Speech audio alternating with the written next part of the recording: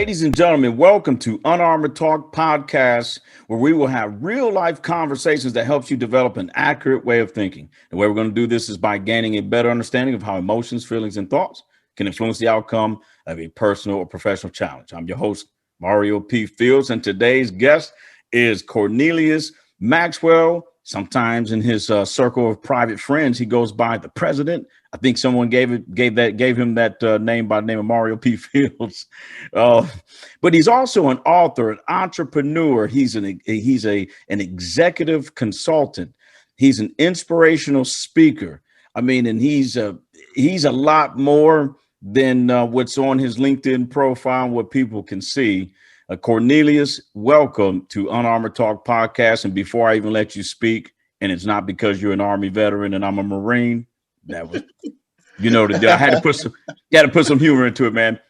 But he's also a United States Army veteran. Go Army, baby. How's it going, Mario? Hey, I woke up this morning, so everything is good. How about yourself, Cornelius? Man, I'm blessed, man. Every day someone said to me that every day that you're looking down at the ground instead of up is a blessed day. So, hey. And well, I'm 5'2.5", so I'm close to the ground anyway. So me and the ground, we got a lot in common. Hey, well, tell the listeners and viewers a little bit about yourself, my friend. Well, like you said, I'm a U.S. Army veteran. I served 3 tours in Iraq. I'm also the son of an Army veteran. My dad is retired. He served in the Army. He retired in the Army, from the Army as well as, I'm an author of the book Unapologetically I'm a Man, which I have right here. I'm very proud of that. And I got a copy of that too, ladies and gentlemen. I'm proud of you, man. Oh yes, definitely appreciate that. And since it came out, I released it in June. It hit Amazon's top 100 in 7 categories. Wow. Which is my first book. I mean, I'm happy. I'm blessed. And I'm also up for an Academy Award, which is for the 2021 Leadership Award by the Vetis, for my transition units theory, which is designed to help veterans with PTSD and help them with their transition better. So, I'm doing a lot of things. I believe in service. I was born to serve. I believe that service. As a matter of fact, I like to define leadership real quick while we getting started. I'm talking about leadership. Hey, go ahead.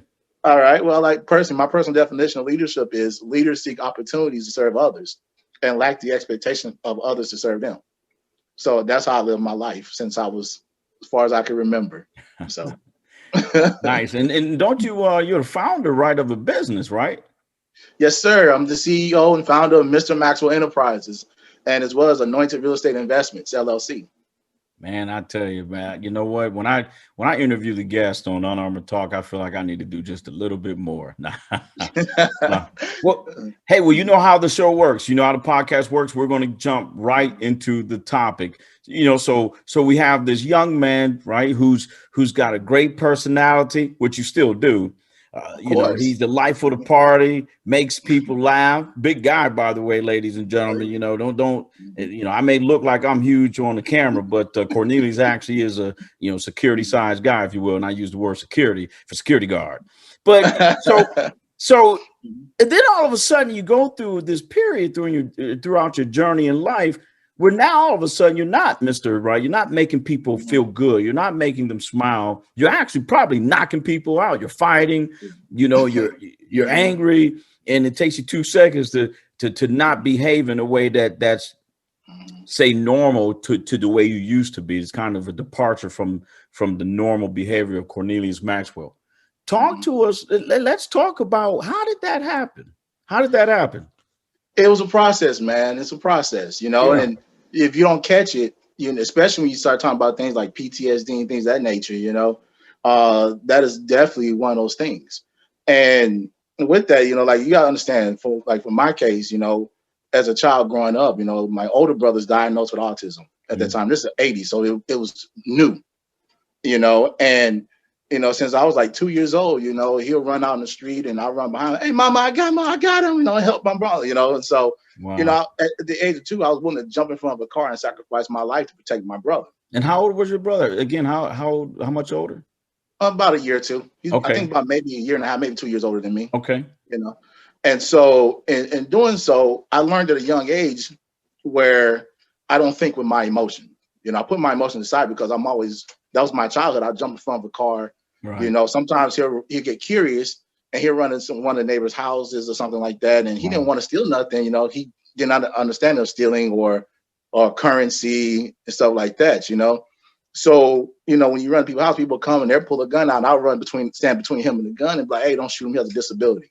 You know, he has a mental disability. You know, don't shoot him. Right. You know, and if you're going to shoot somebody, shoot me. You know, and so, and sometimes they pull a knife out. Sometimes people try to run us over. They speed up to try to hit us with a car. Jeez. You know, they call us the N-word while they're doing that stuff. Mm-hmm. You know, so, you know, this is how my entire childhood went. You know, outside of my family house, you know, inside the structure, you know, the family structure was great. You know, my dad's a preacher, my mother's an evangelist. Right. You know, they taught us family, you know, family guidance to love each other. But it was once I left my family home structure is where I got to see the real challenges of the world. You know what I mean? Right. And so here you are, you know, already just over 2 years of age. And you're learning without even knowing that you're putting effort into the thought process to be aware of your emotions, but to make thoughtful decisions to protect your brother who's a couple of years older than you. And that's the first phase, right? First half of your life. That's interesting. You know, so how did that beginning start to shape you as now, you know, an adult? And now you're in the Army. Well, like I said, I grew with my protective instincts, right? So it put me in a position where, you know, you may have a few bad leaders. Not all leaders are great leaders, you know, or people in leadership roles are leaders. Right. You know, and so I took that around my soldiers and became real protective of my soldiers as well. You know, so as a sergeant, you know, as a E5 young buck sergeant, I would challenge a sergeant major or first sergeant. Right. You know, and someone even say, well, if you're going to protect that soldier, I'm going to have you arrested or put out. And I'm like, that's fine. Right. You know, I'll take that hit. Because like I said, my whole childhood I was willing to take a bullet or get stabbed. What's losing getting chaptered out, you know? Right. So to me, that was not an intimidation factor. But it's no, you know, go ahead. Okay. And so now it's been a blessing because the things that I'm doing now as an adult, some of those guys have even seen what I've been doing now since I've been out the military, like 10 years now. Right. And they've came back and apologized to me and said, I wish I was a better leader for you if I understood who you were as an individual. Because now they see, you know, when they see what I'm doing on social media and stuff like that, they see my personal personality in which they had already categorized me already, you know, stereotyped me. Right. You know, so they figured if I can do this method or I can intimidate or tell you to stand down, you know, and do what I want to do with this particular soldier I don't like. And I was like, no, that's my soldier. I'm going to protect my soldier. And that's, you know, and that's interesting how your behavior of behaving in a way that protects someone close to your friend or family. In your case, in the childhood, it was your brother. And then how you transition into becoming a soldier, and that quality, that positive behavior in your position transcended into hey, I have the courage, and this is what I'm getting. I have the courage to stand up to the sergeant major, not stand up, but to challenge him through my behavior to the sergeant major, whomever, if it's worth protecting those under my charge that I'm serving. And you know, so that's interesting how that behavior was learned as a child, and then it was able to manifest itself in the Army. And I'm pretty sure your soldiers that were under your charge, they were like, we love Sergeant Maxwell, because we know he loves us, but we know not to piss him off either. Correct. Exactly how it was, you know. And I treat them fair. I treat them fair. That's the best way to explain it. I try to treat everybody fair, you know. Right. If I always hit the mark, I haven't, you know. But that also goes with my message about forgiveness, because it applies to me too. Yeah. I'm not above reproach. And so, you know, and that's why I teach a message about, you know, what forgiveness is where if you wrong somebody and somebody's wrong, or you've been wronged, and forgiveness is pretty much where we have to establish a system that heals the victim, but also creates the opportunity for redemption for the perpetrator. Right. You know? Right. Yeah. Yeah. Go ahead. No, go ahead. All right. And so I think that's very important because, like I said, the Bible teaches that. I wrote that in my book, even towards the end. And because that's something to live by. Is like, okay, someone's done wrong by me. So let's do something that's going to say, you know what? How can we make this right? And at the same time as I've done wrong by others, I'm not going to say I'm perfect. I'm lying to you. Well, we're going to get to that. Oh yeah, definitely. So, and it's gonna be an interesting conversation. Well, we're getting to that. So now we're going to transition to that phase, right? So here it is. Now you're the protector. You protect your brother, you protect the soldiers, you're protecting the civilians. You stand up for what's right.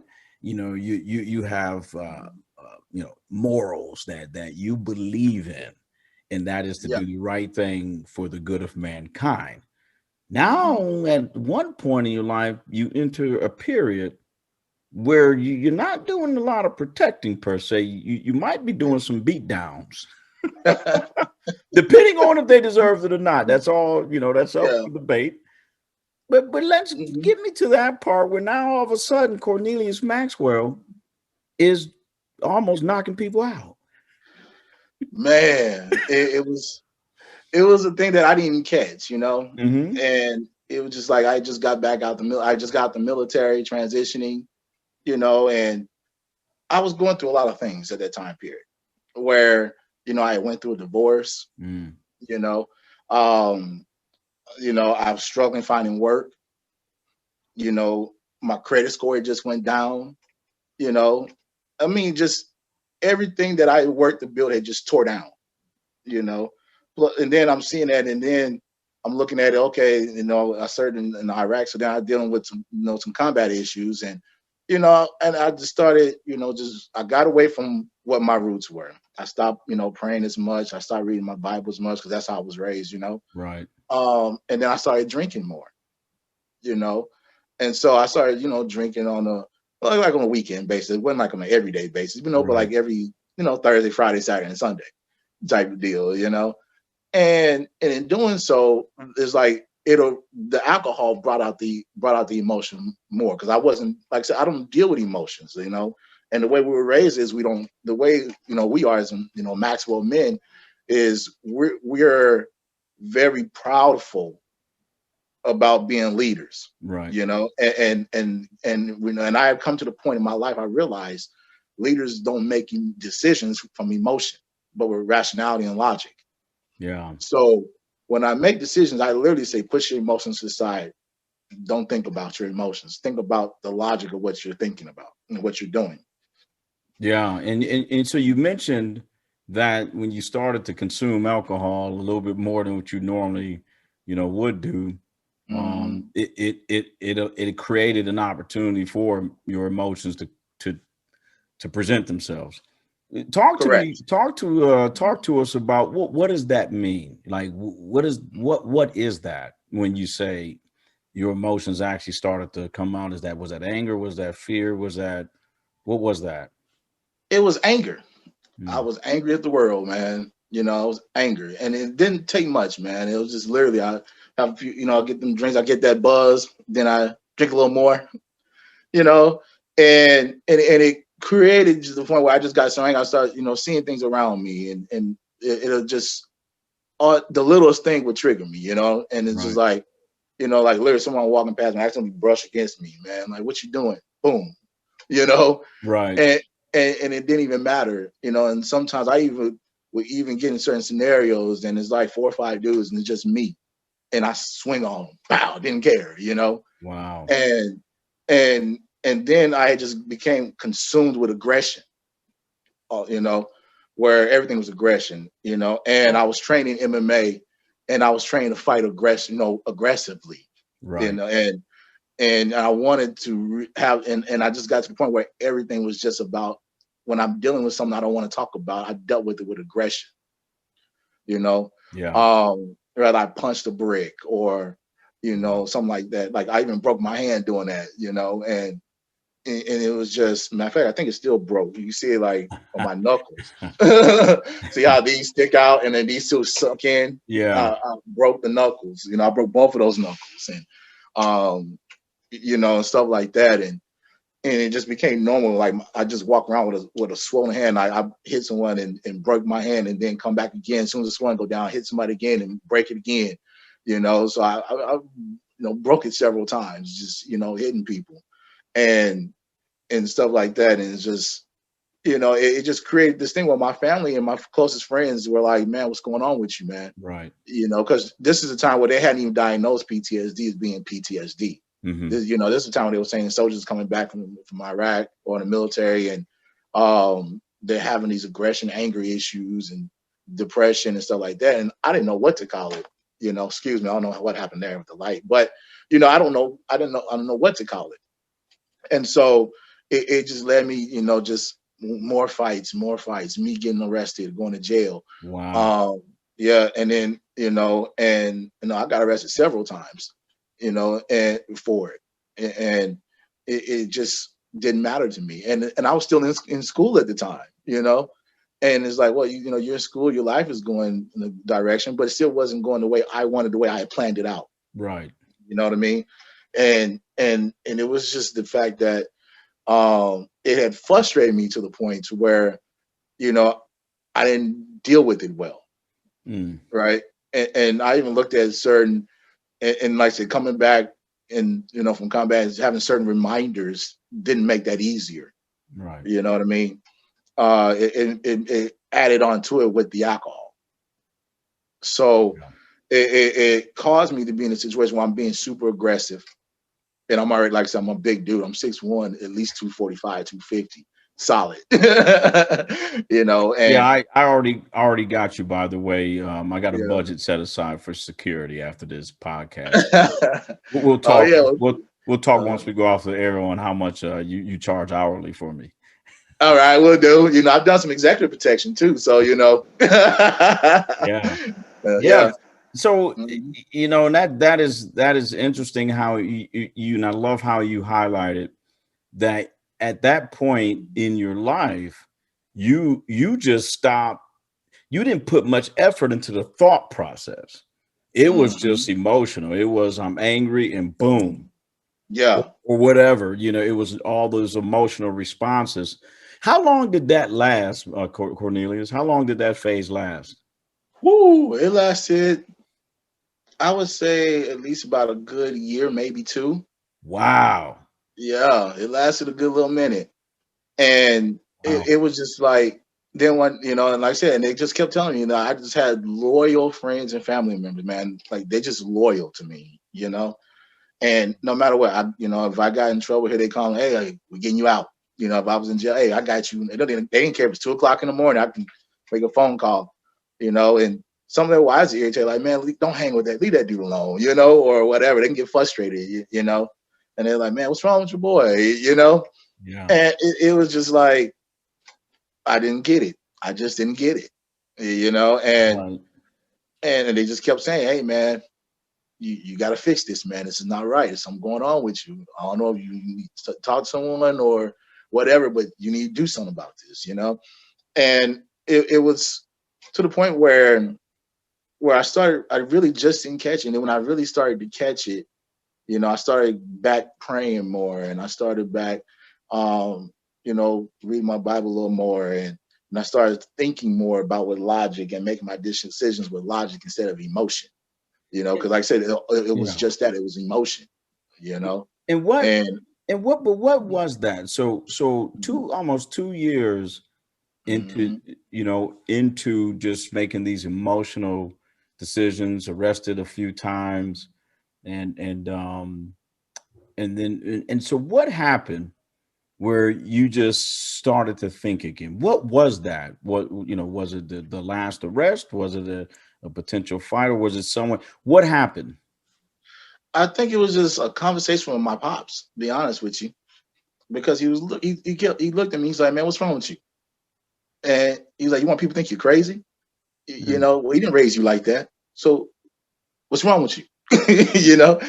My pops checked me, and the power of a father.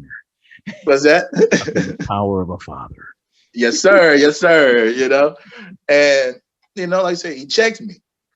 and I need to be checked. You know, but I always had respect for my parents. You know, I've always, like, to this day, I turned 40 in June. And to this day, oh yeah, appreciate it. And I've never in my life raised my voice at neither my mother or my father out of anger to this day. Right. I've never raised my voice. I've never disrespected my parents. Like, we've actually, me and my 4 other brothers and sisters have had the same conversation. They're like, when is a time, you know, Cornelius ever disrespected the parents? Like, even through my teenage years, nothing. Right. You know, and during this moment, it was just, you know, my dad's like, man, what's going on with you? Like, seriously, you know, you want people to think you're crazy. You know, you're already black as it is, so you're putting yourself in a worse situation. Right. Why, you know, now you're becoming the stereotype. I didn't raise you to be no stereotype. Right. You know, so we're gonna have to sit down and talk about this. And, you know, and it's kind of like, I don't want to have this conversation. I don't even, you know. But the same, and of course, you're having this conversation as an adult. Correct. You know, I'm assuming you were what, mid-20s, late 20s? Nah, 30s. I was early 30s. Yeah, correct. So we are, you know, this is already an awkward, I believe, moment. Correct. Where dad's got to sit a 30-year-old down and go, here, son, here's my beliefs. I believe you're acting like this, and I believe you're following. And what the heck is going on with you, boy? Exactly.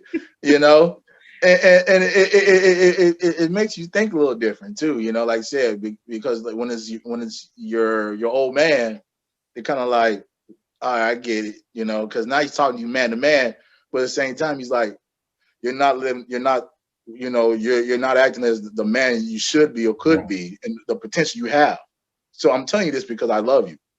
You know what I mean? And I want what's best for you. You know, and you know, and so it hits different.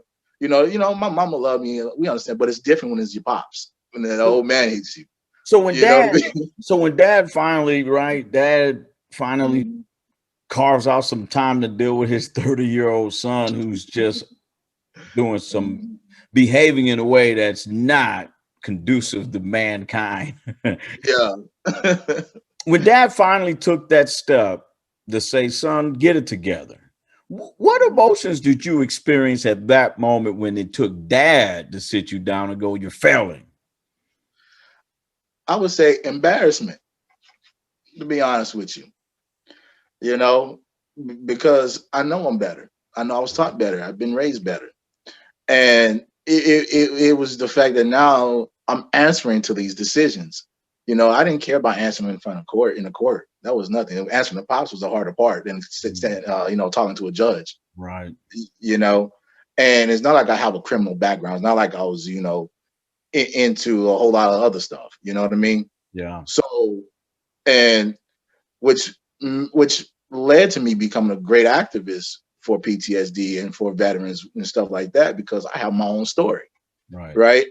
And, but like I said, when my pops really sat me down, it triggered a light bulb in my head, you know, and it started really making me start evaluating certain things, you know. And then I also went and saw, you know, I went to the counseling they do as well, you know, and I went and said, you know what, let's talk about it, the whole nine. And one of the things I talked about was a part of that too, that I felt stress was because, you know, one of the things is I remember when I was in Iraq, this also added to it. Mm-hmm. And it also goes with the topic of racism, which is the reason why I wrote my book. Well, I remember I was a young E5. And I was in charge. I was a SOG, you know, usually that's an E6 promotable, E7 slot. Right. You know, and I'm there as a young buck sergeant in that role. And as an E5. And we get these, you know, there's 2 kids. One of them was like 10, the other one was like 12. And they would come to that particular base and steal the ammo shells so they can, you know, make some money. And so, and our order was, you know, you go in the ammo area, you're not supposed to go there, especially, you know, the locals. You know, the order was, they come there, you're supposed to shoot them. Right. Well, I didn't want to, you know, give the order to shoot a 10-year-old and a 12-year-old. Right. So I had them stopped, you know, and I looked and I said, man, what's going on with y'all, man? Why y'all, you know, you come in this area, you're putting yourself in a very dangerous situation. Right. You know, And then it just, because I said I have my interpreter was, relaying the message. And the kid told me, he said, look, my father died and I have to be the man of the house. And I got to provide for my mother and my brothers and sisters. And I was like, wow. I said, well, why don't you come on base and get your job on the base? He said, well, I have no ID card. Right. So I gave him and his brother the money to get an ID. He said it takes about a week. So my interpreter gave him money for groceries. Me and my interpreter gave him money for groceries for the week. And he said, okay.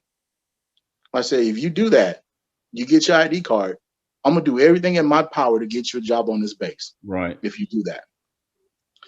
And so in doing that, it was just one of those things where the young man, the younger brother didn't come back. But a week later, I get a radio. Hey, Sergeant Maxwell, you got a special guest at the gate that called you by name. Right. And I was like, okay, bet. And I showed up and it was him. He was jumping excited. He's like, Adif, that sergeant in Arabic, Right. He's like, Adif. And I was like, oh, okay, you came back. So I went and it took me literally like 15 minutes and I got him a job with one of the contractors, where he was digging all holes for the posts, put the gate posts and stuff, Yeah. And he had no issue doing that. And so, but the thing is which really kind of frustrated me as well, is the fact that when I got in the job, it was a bunch of local men would come to the gate for me specifically to protest against me. Mm-hmm. Because I gave him a job. He had a reputation of being a thief. But you gave him an opportunity. Correct. Yeah. Because I seen him as a man, I sacrificed my life from protecting my brother as a kid.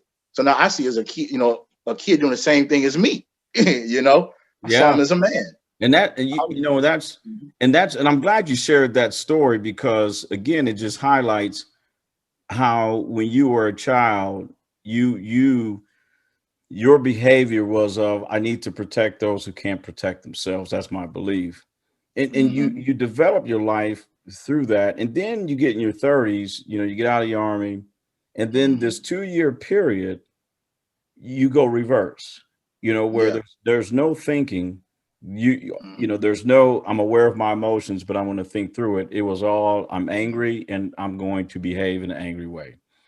And even an example in combat you gave, which combat is a very high stress environment.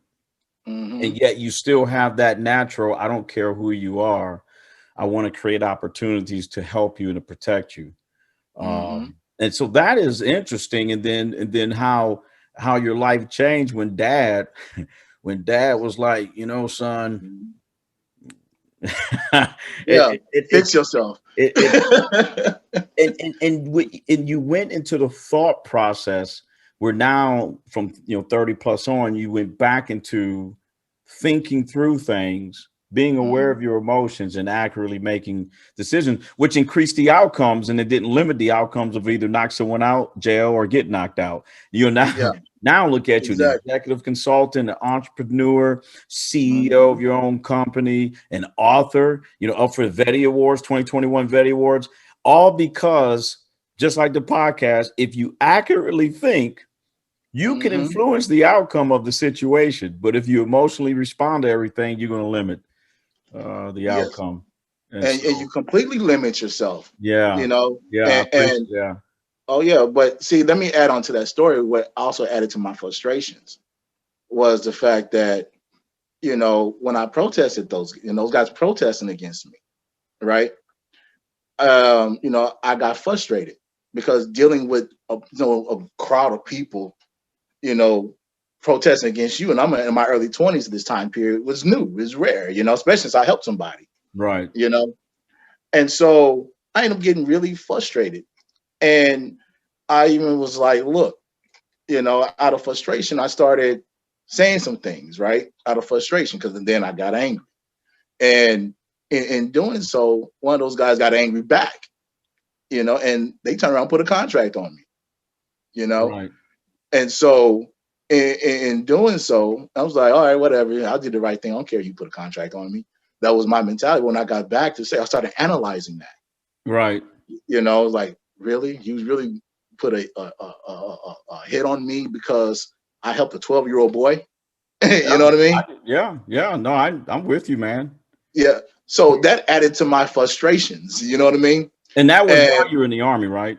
Correct. That was while I was deployed. Correct. Right. So yeah, no, that's like, again, man, that's amazing. So is there anything that you would like to leave the listeners and viewers as some closing remarks? Yeah, I just like to say first and foremost, what was about this topic, how the value of, having a strong support system, no matter what you're going through, whether it's PTSD, whether you're having financial issues, doesn't matter. Have a strong support system. I believe in having faith in God. That's what helped me. So I suggest that everyone, at least take the time to do some research on that. I know everyone has different religious beliefs or whatnot, but I believe that, this is my beliefs. I'm talking as me, So, I take the time to do some research on that, and stuff like that. But like I said, if you want to really get in, I think that's very valuable, very valuable. If you believe you have PTSD, get some help, talk to a close friend and family members that got your back, talk to some of your old battle buddies, if they're military related, if they're not military related, talk to people who've been through your situation. It's valuable to have peace of mind and sanity because, you could hurt yourself and you can hurt others. Right. And, we don't want to live a life that does that, because I personally, made a public apology from, I got on Facebook and said, hey, if I ever done wrong to anybody, please forgive me. And I made a public apology.